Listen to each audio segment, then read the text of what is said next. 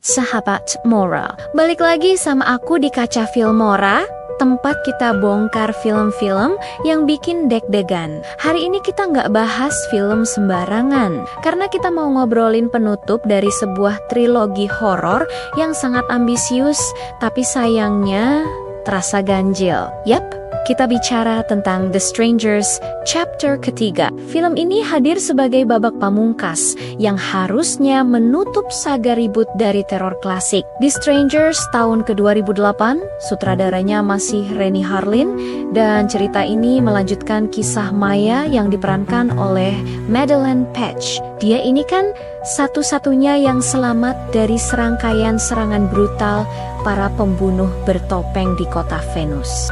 Jadi, ketiga film dalam trilogi ini diproduksi berdekatan, tujuannya jelas mau bikin saga horor yang gede. Sayangnya, eksperimen ini dapat respons yang terbelah. Chapter 3 ini mengambil titik start persis setelah chapter kedua. Maya berhasil lolos. Dia bahkan sempat mengakhiri nyawa si pin-up girl. Tapi, sahabat Mora, kebebasan itu cuma di atas kertas. Trauma itu enggak hilang. Trauma menempel kayak bayangan gelap yang terus mengikuti. Uniknya, alih-alih memperbesar ancaman secara fisik, film ini malah memilih arah yang lebih tertutup dan personal. Fokusnya enggak cuma soal kejar-kejaran berdarah, tapi lebih dalam ke kondisi mental Maya yang makin hari makin rapuh. Teror itu nggak selalu datang dari pintu yang didobrak, tapi dari tekanan konstan yang sunyi, dingin, dan perlahan mengikis kewarasannya. Dalam pelariannya, Maya bertemu dengan Gregory yang diperankan Gabriel Basso. Dia ini warga lokal yang kelihatannya mau banget menolong. Ada juga Shelley yang dimainkan Emma Horvath yang menyimpan kaitan misterius dengan rangkaian pembunuhan ini. Sementara itu, Sheriff Howard Rotter juga terlibat dalam penyelidikan yang semakin kusut. Semua karakter ini dapat porsi, tapi sayangnya interaksi mereka sering terasa datar dan kurang mendalam. Nah, ini dia bagian yang menurutku paling riskan. Cerita di sini berusaha keras buat menggali latar belakang Scarecrow dan Dolphus lewat kilas balik masa kecil mereka. Tujuannya sih baik ya, mau kasih alasan kenapa mereka sekejam itu. Tapi upaya ini terasa dangkal banget. Penjelasan yang kita harapkan bisa memperkaya mitologi mereka justru nggak cukup dalam buat mengubah persepsi kita sebagai penonton. Ingat nggak sih, dulu The Strangers itu mengerikan justru karena nggak ada motif. Sekarang mereka dikasih alasan, tapi alasannya nggak menggigit sama sekali. Ini yang bikin aura anonim yang dulu sangat mengganggu malah jadi memudar. Film ini punya durasi sekitar 91 menit dengan rating R karena adegan kekerasan dan darahnya yang cukup eksplisit. Unsur balas dendam terasa lebih mendominasi dibanding dua film sebelumnya. Buat sahabat Mora penggemar slasher, ada beberapa momen gore yang cukup efektif dan lumayan memberi sensasi ngeri. Madelaine Petsch benar-benar jadi pusat gravitasi film ini. Dia memerankan Maya dengan pendekatan yang fisikal sekaligus emosional yang tertahan. Kita bisa lihat tatapan kosongnya, gerak tubuhnya yang defensif, dan nada bicara yang minimalis. Semua itu mencerminkan seseorang yang kelelahan luar biasa secara mental. Dia bertransformasi dari korban murni menjadi figur yang lebih ambigu tanpa glorifikasi. Dia bukan pahlawan yang yakin, dia hanya manusia yang compang-camping karena trauma. Meskipun begitu, setelah 3 film, ada sedikit kesan repetitif dalam performanya. Karakternya terlihat letih dan sayangnya rasa lelah itu kadang terasa. Bukan cuma bagian dari cerita, tapi juga membatasi performa dramatisnya. Renny Harlin, sutradara yang kita kenal dari film horor seperti A Nightmare on Elm Street 4, memilih pendekatan yang lebih terkendali di sini.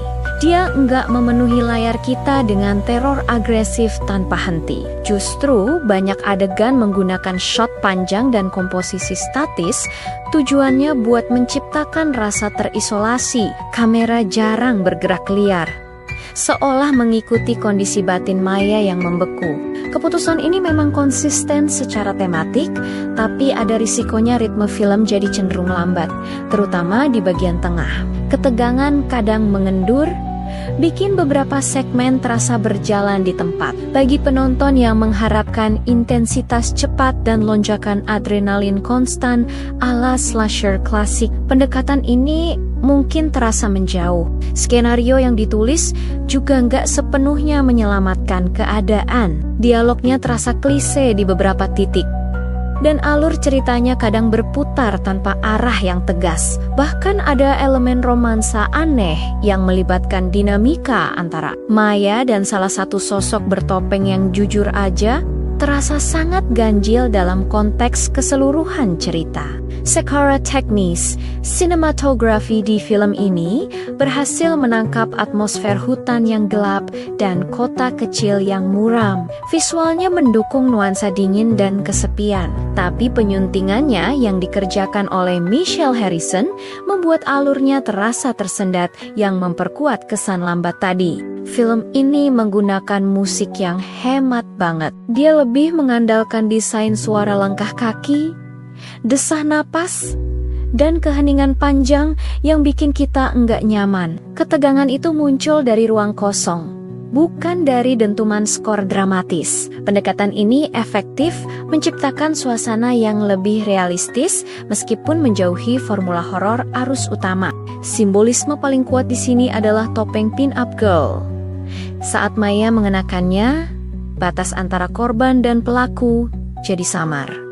Identitas mulai bergeser. Film ini memilih untuk menunjukkan perubahan itu secara visual, ketimbang harus dijelaskan lewat dialog yang panjang. Sebagai penutup trilogi, chapter 3 ini menolak memberikan resolusi yang benar-benar tuntas. Akhirnya terasa sunyi dan menggantung. Nggak ada kemenangan heroik, nggak ada kelegaan penuh. Yang tersisa hanyalah kesan bahwa trauma itu nggak selesai hanya karena pelakunya tumbang. Pendekatan ini memang konsisten dengan tema psikologis yang mereka bangun, tapi jelas enggak ramah buat semua penonton.